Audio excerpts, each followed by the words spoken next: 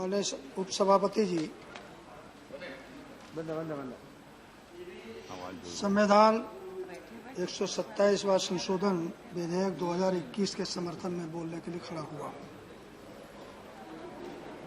महोदय, भारत के यशस्वी प्रधानमंत्री श्री नरेंद्र मोदी जी चाहते थे कि राज्यों को अधिकार वापस दिया जाए, जो सुप्रीम कोर्ट के द्वारा पहले खारिज कर दिया गया था। इसके लिए सरकार ने माननीय सर्वोच्च न्यायालय में पुनर्विचार याचिका दायर किया, परंतु माननीय सर्वोच्च न्यायालय ने दिनांक 28/6/2021 को इसे खारिज कर दिया। महोदय, राज्यों को उनका अधिकार वापस मिले, इसलिए हमारी सरकार ये विधेयक लेकर के आई है। यह विधेयक राज्य सरकार और संघ राज्य क्षेत्र को सामाजिक तथा शैक्षणिक दृष्टि से पिछड़े वर्गों की सूची की राज्य सूची, संघ राज्य क्षेत्र सूची तैयार करने के लिए एक सशक्त माध्यम बनेगी। महोदय, हमारे कांग्रेस के मित्रों के द्वारा और उधर बैठे हुए लोगों के द्वारा अनेक प्रकार की बातें कही गई हैं, और जिसके लिए भारतीय जनता पार्टी की सरकार को दोषी ठहराया गया है कि पिछड़े वर्ग के लोगों के साथ जो अन्याय हुआ है उसके लिए भाजपा उत्तरदायी है। महोदय, कांग्रेस ने अनेक ऐतिहासिक भूलें की हैं, और इसी प्रकार की भूल इन्होंने क्या नाम है पिछड़े वर्ग के लोगों के साथ अन्याय करके इन्होंने हमेशा किया है। और कांग्रेस की सदैव एक नीति रही है कि अटकाओ, लटकाओ, अटकाओ, लटकाओ और भटकाओ, ये इनकी हमेशा नीति रही है। जनता को गुमराह करना, असत्य बोलना, पाप करना, अपराध करना, ये एक नियत बन गई है। महोदय,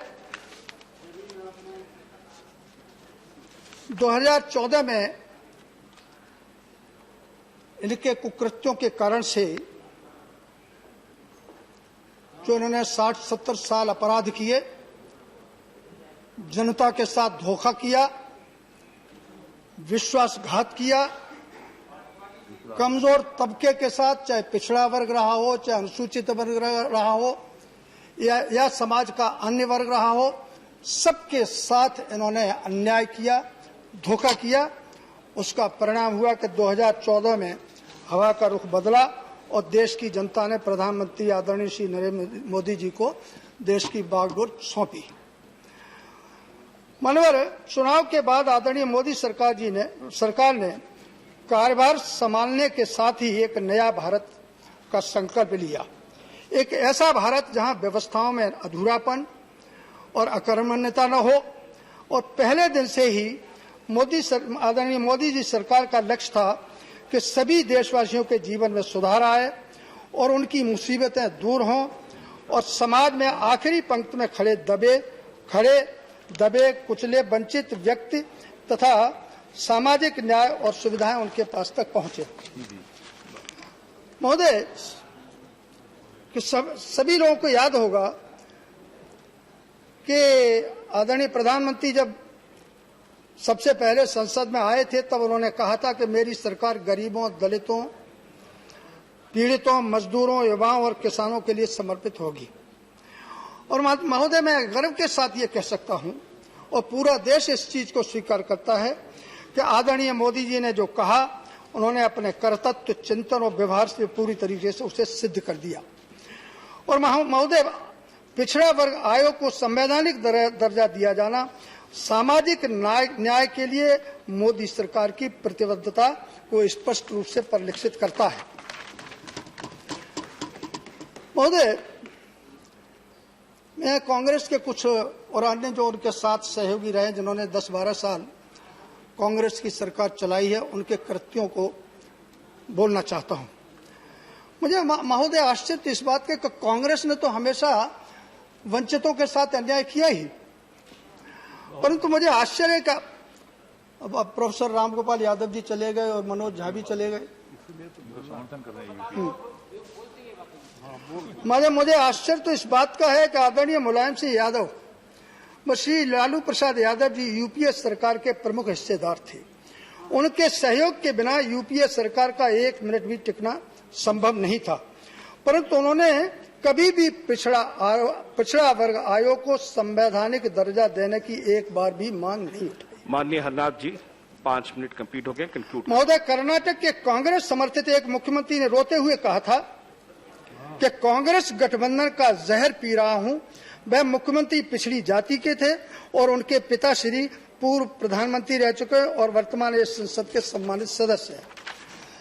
महोदय, मुझे शर्म आती है, चिंता होती है कि स्वर्गीय डॉक्टर राम मनोहर लोहिया जी ने सदैव कांग्रेस के पापों के खिलाफ संघर्ष किया और उनके शिष्य माननीय मुलायम सिंह यादव जी, श्री लालू यादव जी, आज जिन्होंने कांग्रेस के पापों के खिलाफ 19 माह जेल काटी, आज वह स्वयं उनके अनुयायी कांग्रेस के पापों के हिस्सेदार बने हुए।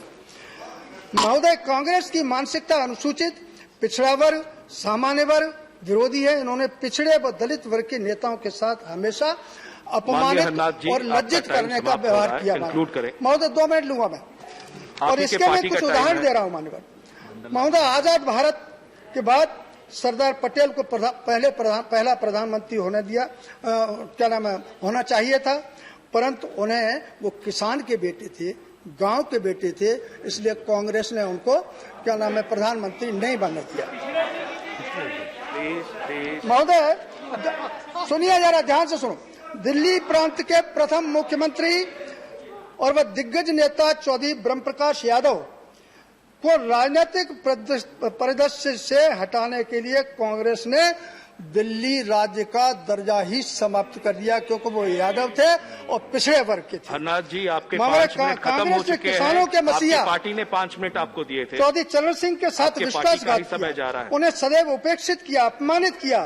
कांग्रेस के दिग्गज नेता बाबू जगजीवन राम को अपमानित किया और कांग्रेस ने पूर्व प्रधानमंत्री श्री चंद्रशेखर जी को जो सामाजिक न्याय के प्रबल समर्थक थे, उनके साथ विश्वासघात किया।